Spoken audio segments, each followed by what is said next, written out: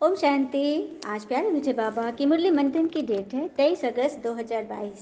तो बाबा ने कहा, मीठे बच्चे, अब यह पुराना घर छोड़ भगवान के साथ चलना है। इसीलिए इस घर अर्थात शरीर से सारे मोह सारे विकार मिटाते जाओ।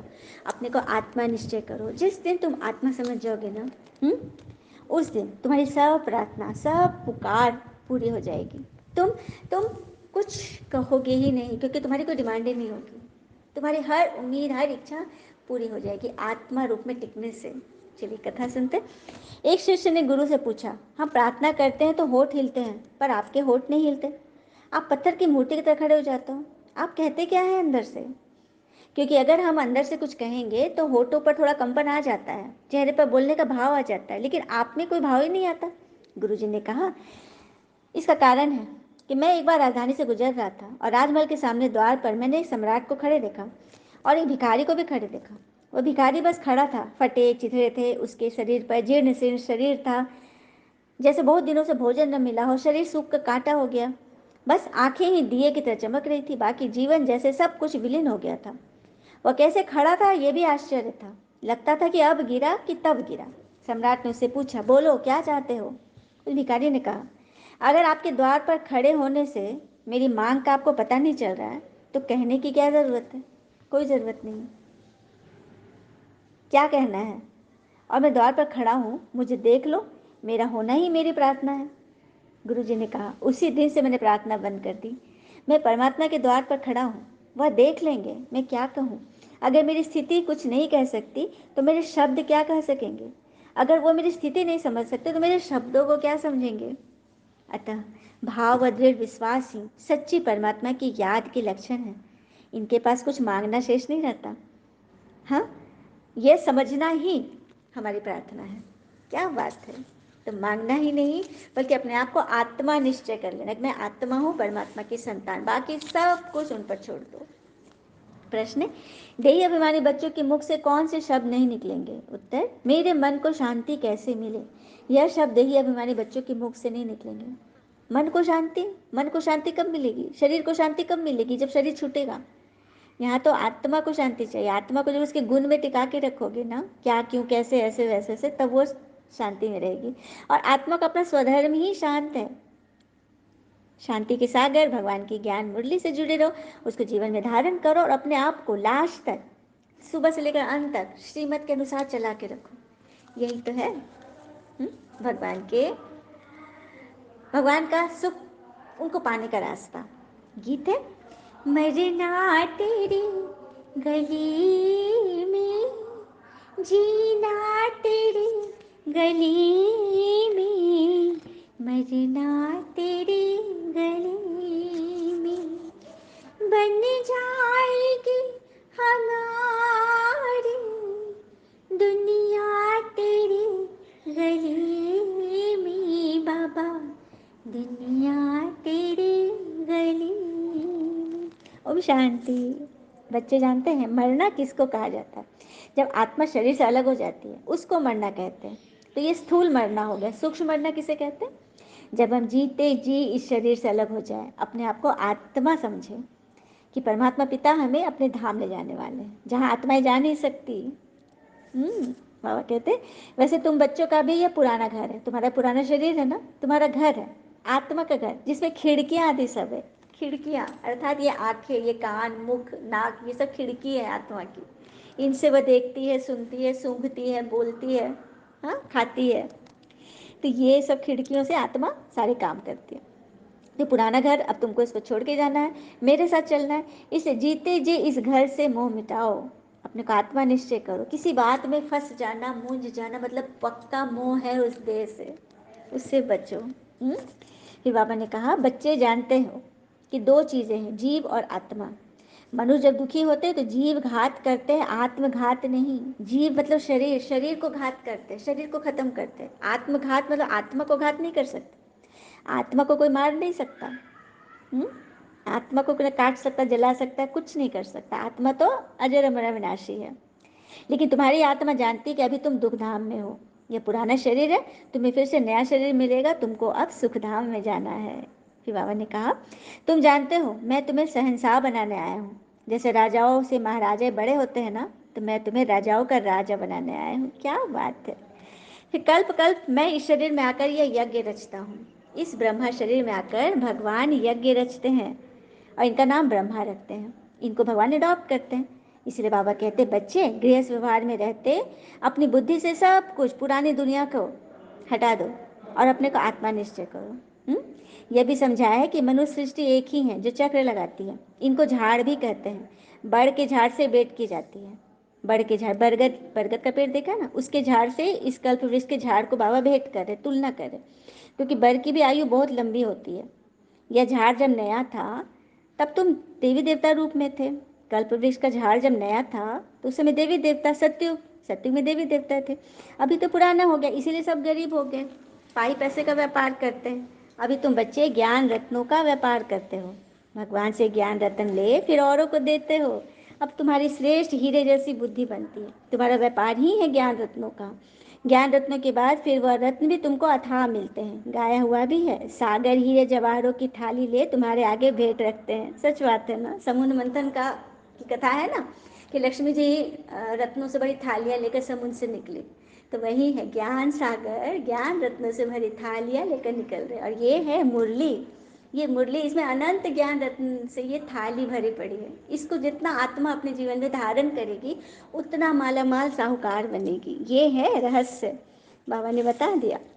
फिर बाबा कहते बरोबर हमारा परमपिता परमात्मा ज्ञान रत्नों का सागर है, जिसको रूप बसंत भी कहा जाता है। तुम सभी यह बातें समझते हो, है ना।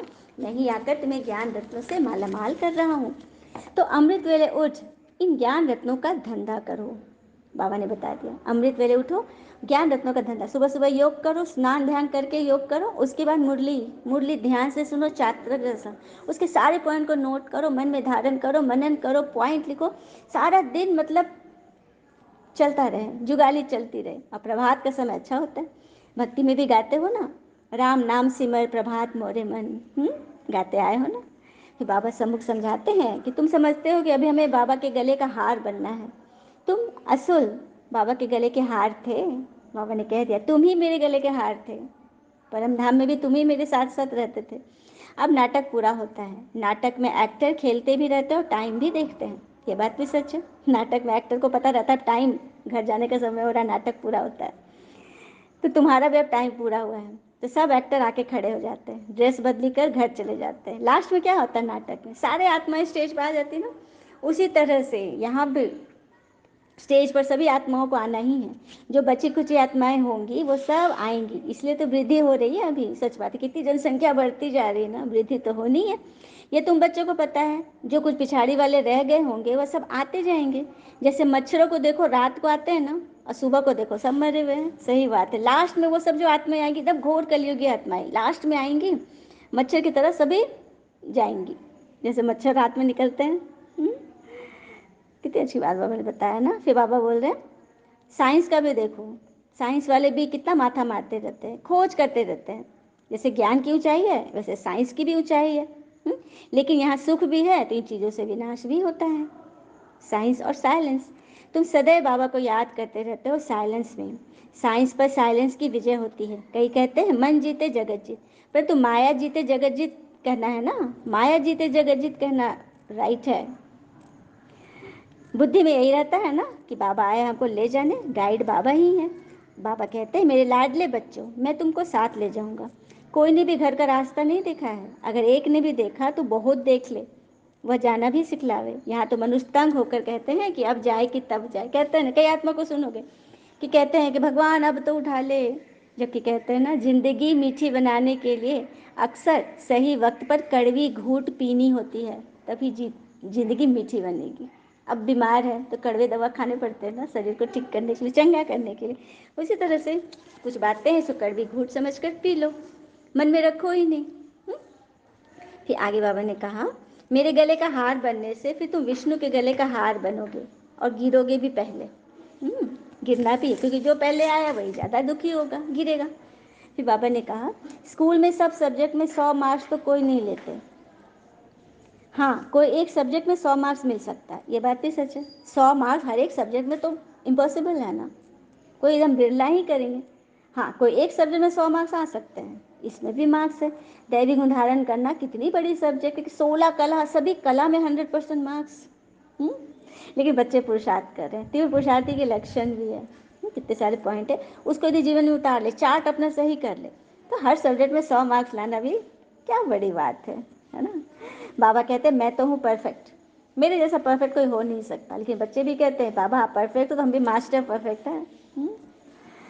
फिर बाबा ने बताया कि भारत कितना अमीर था, अभी गरीब है। भारत प्राचीन साहूकार था, इसको पैराडाइज कहते थे। घरों में भी जो अच्छे कुल के होते हैं जब गरीब बन जाते, दिवालिया हो जाए, तो उन पर तरस पड़ता है ना, कहेंगे बेचारा कितना गिर गया, फिर उनको सभी चढ़ाने की कोशिश करते हैं। हाँ, फिर क्रिश्चियन लोगों ने भारत से कितने पैसे ले लिए, आके लूटे ना, सभी ने यहाँ पे राज किया कितने साल, मुगल तो अफगान कितने लोग आकर इसको लूटे। हाँ, और खुद धन से साहूकार बन गए, अब भारत गरीब हो गया। तो फिर मदद देते हैं, वो किस हिसाब से देते हैं, लोन लेते हैं ना। भारत ने कई विदेशी लोन लिए हैं ना, तो ये बाबा कह रहे कि पहले तो यहाँ से लूट कर ले गए, जब भारत गरीब हो गया तो फिर लोन के रूप में मदद दे रहे हैं। हिसाब किताब है सबका। फिर बाबा ने कहा कि लास्ट समय में कैलेमिटीज भी आएगी, और हाँ, लड़ाई तब लगेगी, पूरी फाइनल लड़ाई तब लगेगी जब पढ़ाई पूरी हो जाएगी। अभी तो पढ़ाई चल रही है ना, बाबा को पढ़ाना है और बच्चों को पढ़ना है। अच्छा, मीठे मीठे बच्चों प्रति भगवान की नमस्ते, हम बच्चों की भी प्यारे बाबा को नमस्ते। धारणा के लिए मुख्य सार, पहली पॉइंट, अभी ज्ञान रत्नों का धंधा करना है, रूप बसंत बन पढ़ाई पढ़नी और पढ़ानी है। ज्ञान रत्नों का धंधा करना, इसमें सोचने वाली मत बनो, क्योंकि दुनिया में दो तरह के लोग होते हैं, एक वो जो सोचते हैं लेकिन करते नहीं, और दूसरे वो जो करते हैं लेकिन सोचते नहीं। तो रूप बसंत बन पढ़ाई पढ़नी और पढ़ानी है। दूसरी पॉइंट, बाबा के साथ वापस घर जाना है, इसलिए पवित्र बनना है। अशरीरी बन बाबा की याद में रह, साइलेंस बल पर साइंस पर विजय पानी है। साइलेंस में चले जाओ, अपनी अवस्था साइलेंस, कोई कुछ भी बोल रहा है बेफालतू बात सुननी नहीं है। वरदान ले लेते हैं बाबा से, सदा उमंग उत्साह के पंखों द्वारा उड़ने और उड़ाने वाले मजबूत और अथक भव। सदा उमंग उत्साह के पंखों द्वारा उड़ने और उड़ाने वाले मजबूत और अथक भव। विस्तार, आप आत्माएं अनेक आत्माओं को उड़ाने के निमित्त हो, इसलिए उमंग उत्साह के पंख मजबूत करो। क्या बात है, हमारे पंख मजबूत होने चाहिए, क्योंकि हम अनेक आत्माओं को उड़ाने के निमित्त हैं। सदा इसी स्मृति में रहो कि हम ब्राह्मण विश्व कल्याण के जवाबदार हैं, तो आलस और अबेलापन स्वतः समाप्त हो जाएगा। जब हम यह समझेंगे कि हम ब्राह्मण विश्व कल्याण के जवाबदार हैं, भगवान ने हमारे ऊपर जवाबदारी दी है। कल बाबा ने क्या बोला, जो बिगड़ कहे देवता, जो कहने पर करे मनुष्य, और कहने पर भी जो ना करे। तो भगवान हमें कितने सालों से कह रहे हैं, फिर भी हम ना करें तो हम अपनी चेकिंग खुद कर ले, मार्क्स खुद ही दे दे अपने को, जज बन के खुद ही नंबर दे। हम विश्व कल्याण के जवाबदार वाली आत्माएं हैं, अवतरित आत्माएं हैं, तो आलस अलबेलापन समाप्त हो जाएगा। कभी भी थकेंगे नहीं, जिसमें उमंग उत्साह होता है वह अथक होते हैं। वह अपने चेहरे और चलन से सदा औरों का भी उमंग उत्साह बढ़ाते हैं। अपने चेहरे और चलन से सदा औरों का भी उमंग उत्साह बढ़ाना है, नहीं तो खुद ही किसी बात में मूंझ कर बैठ जाना है ना। नहीं, दूसरे किसी को हम क्या उड़ाएंगे, हमारे पंख ही मजबूत नहीं है, थोड़ा सा उड़ते हैं फिर नीचे गिर जाते हैं। तो अपने पंख मजबूत करो ज्ञान और योग से, फालतू बातें, देहाभिमान की बातें नहीं आनी। ये बाबा ने बार बार बोला है, जिसमें अभिमान है उसको अपमान की फीलिंग जास्ती आएगी। अगर अपमान की फीलिंग आ रही है तो वहां पर देह अभिमान है, इस बात को चेक करना है, तो पंख मजबूत हो जाएंगे। स्लोगन, बाप के संग का रंग लगा हुआ है तो सब बुराइयां सहज ही परिवर्तन हो जाएगी। भगवान के संग का रंग जिसे लगेगा वो कभी कोई प्रार्थना नहीं करेगा, किसी चीज़ पर फंसेगा नहीं, कोई बात में उलझेगा नहीं, क्योंकि जहाँ पर प्रॉब्लम है सॉल्यूशन वही है। अपने आप उसकी चेकिंग करो, खुद को एकदम छोटा बना लो, क्योंकि हम भगवान के नज़र में आना है, तो बिल्कुल कोई उम्मीद नहीं, कोई इच्छा नहीं, तो सब बुराइयां सहज ही परिवर्तन हो जाएगी। अच्छा, ओम शांति। शुक्र मीठे बाबा, वो बाबा के प्यारे प्यारे बच्चे, ऑल इज वेल ऑलवेज। ओम शांति।